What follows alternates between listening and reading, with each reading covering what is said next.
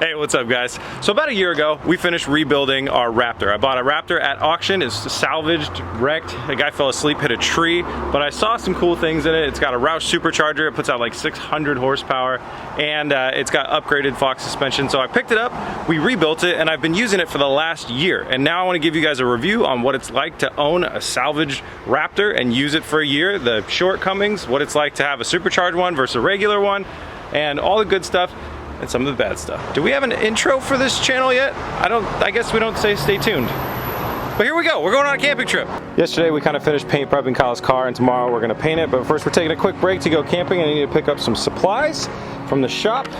Got my supplies, let's go camping.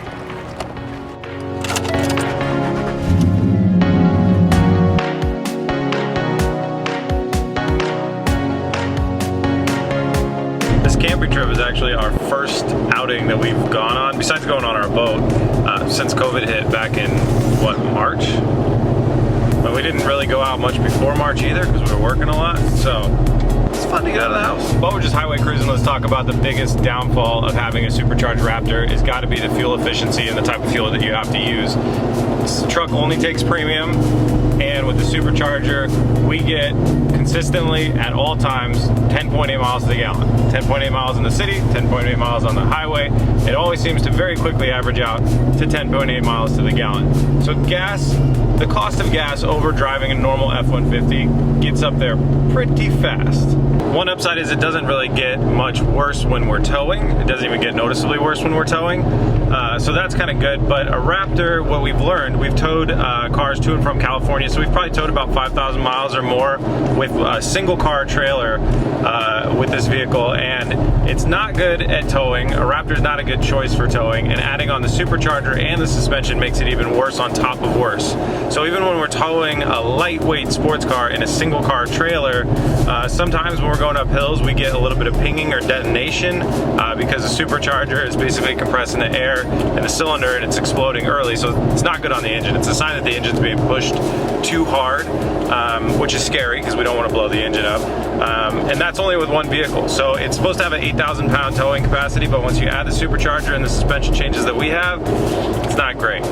So basically, if you want to tow, a stock F-150 is going to get you way better gas mileage, and then you don't have to worry about the engine, and the towing capacity goes up to 12,000 pounds. So if you want to ever change up to a 2-car towing setup, it's no problem. I'm going to try and keep this on topic of what it's like having our repaired salvage Raptor, but just because there's plenty of other Raptor reviews out there, but just a couple high points for me for this truck. It's the first truck I've ever owned, but for this truck over other SUVs we've had and stuff like that, is the interior space is like super ample. You can sleep in that back seat if you want, or there's enough space you can even lay down on the ground underneath the back seat, and it's like room to sleep, so it's huge. And the interior is really, really nice in here. The dash is great, everything's in the right spot, and the entertainment center is really, really great too, functions really well. And I don't know if you guys can see down there, but it was pretty hot when we left. It was like in the 90s, now it's in the 80s, not quite as bad, but AC is great, and heated and cooled seats. We got the cooled seats on right now. That's hard to beat. This is our only car with cooled seats, I believe, that we ever really use a lot, and it's great on these hot days.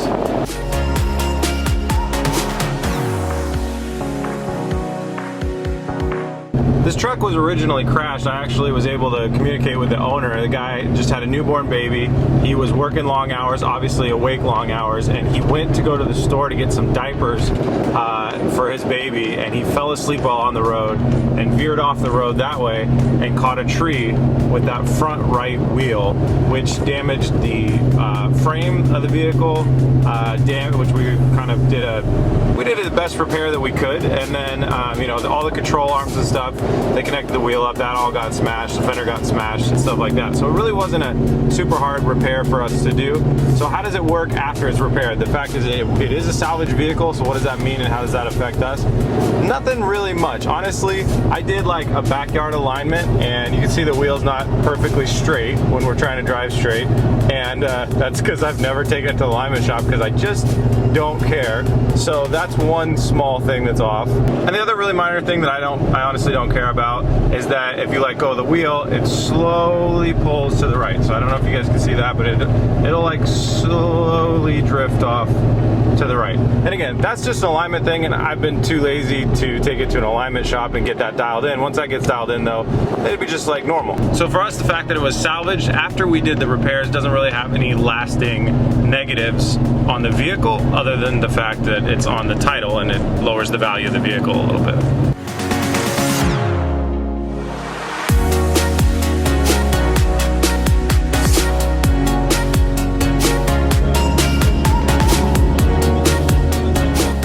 All right, we made it to the beach.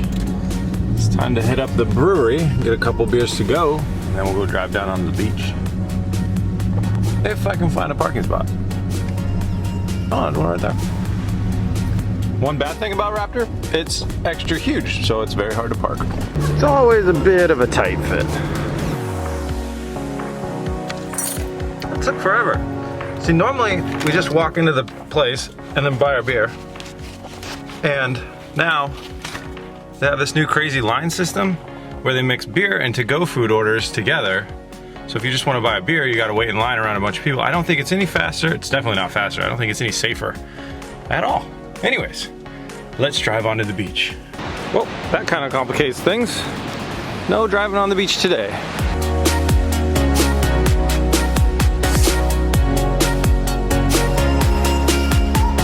I had this whole plan where I was going to talk about four-wheel drive and the great Nitto tires that we have on there and how good they do in the sand and the snow, but I can't show you now. So you can take my word for it.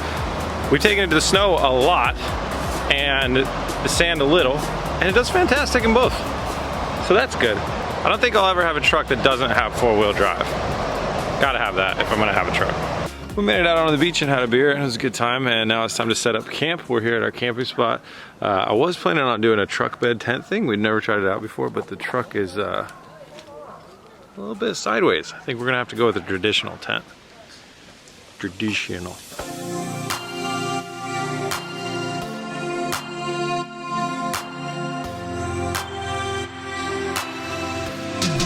It's home sweet home for the night. We got our tent all set up and our air mattress. We haven't used either of those in like over a year, so glad we had all the pieces.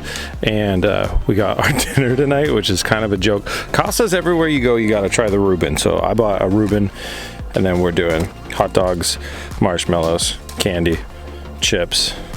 Time to start a fire, call it a night.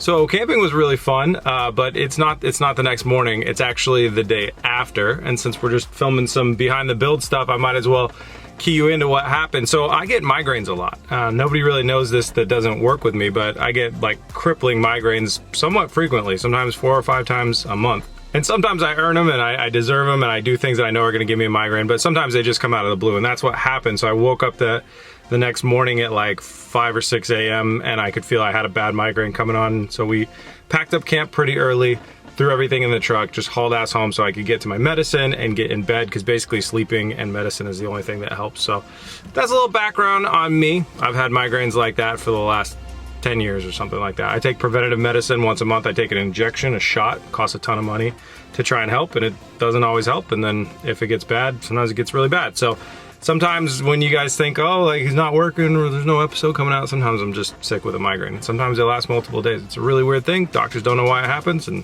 that's the end of that. But we're back at the shop now. We've been working all day on Kyle's car, but I want to give you guys the last little thing. So this truck has now 150,000 miles. I think when we got it, it had around 120. I'll find out. I'll put it on the screen right here. But 2 big things have gone wrong with it since we got it. The first big thing ended up with us having a mismatched wheel. So that's what the wheel looks like on that side. And then over here we have our Koenig wheels that all match. So I'm going to talk about this side even though it happened on that side. Kyle was towing one day coming back from California. All of a sudden he heard a huge like grinding noise in the front end and limped it to a nearby tire shop, where they found out that there was a loose bolt on the caliper that let the caliper fall off the rotor. So it must have been one on the top, fall off the rotor, hit into the wheel and grind enough of the wheel away that it actually ground the inside of the wheel completely away. So it was totally gone, and the air was actually coming out from the tire through the wheel. So they put the bolt back in the caliper. We bought a new wheel, put our tire on that wheel, and Kyle was back on the road. So did we not tighten the caliper bolt down enough? Most likely. So we most likely caused that problem by not dotting our I's and crossing our T's, or doing a nut and bolt check, you know, a couple months after we had used it. And the next big thing that happened down here. We were driving around, we were on our way up to the mountain, and a bunch of smoke started billowing out from underneath the hood right here, and I was like, oh great, the FJ, I'm so used to saying FJ, the Raptor's on fire, I'm gonna get a new truck.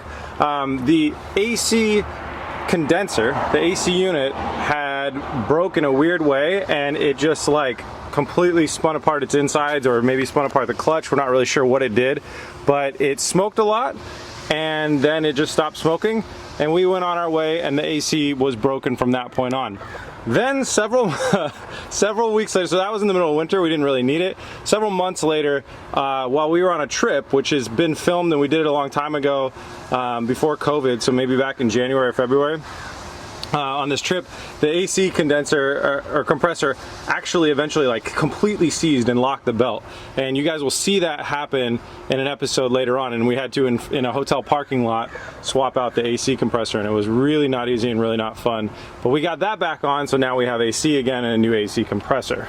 Other than that, these eBay reproduction headlights are total garbage. They don't work very well at all. So when we're towing, if we're a place without street lights, sometimes we go ahead and use these guys. And that is about it. That's the only stuff that's gone wrong with this truck since we've had it, about 25,000 miles. Biggest thing was basically we screwed up and didn't tighten a bolt down enough, and then the AC compressor went out on us. Not too bad. So that's it for how the truck's been doing for the last year, and what it's been like, you know, as far as owning one that's salvaged that we repaired. That hasn't really had any problems arise. Our fixes have stayed strong. Let me know what the car is that you want to see next, about how it's going, what's going on with it, etc., etc. Some of them get used more than others, but let me know in the comments below what you guys want to see next. And thank you so much for watching. See you on the next one. Peace!